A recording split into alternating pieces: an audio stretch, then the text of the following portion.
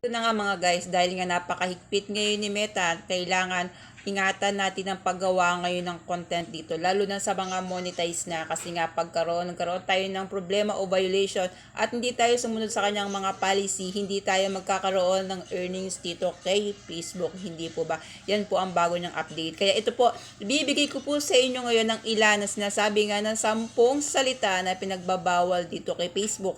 Ingatan po natin siyang gawing title o caption, o kaya i-comment natin sa mga iba nating kapwa content creator, o ilagay natin dito sa ating mga na-upload na reels. Ilan po yung 10 salita na yan ay ingatan po natin na wag ilagay dito sa ating mga content, kasi nga possible po na iyan ay tayo magkakaroon ng demonetize o ma-restriction yung ating account. Iyan po yung 10 salita na yan mga guys, kaya ingat-ingatan po natin na hindi po natin sila magamit dito pag po tayo'y gumagawa ng content. Ayan po, para po maging aware tayo, lalo po ngayon napakahigpit ni Meta. Ayan po, para po alam natin ang ating mga gagawin dito kay Facebook. Kung hindi ka pa nakafollow sa akin, please paki-follow naman po ako para like ang updated sa aking mga tips at update. Thank you for watching.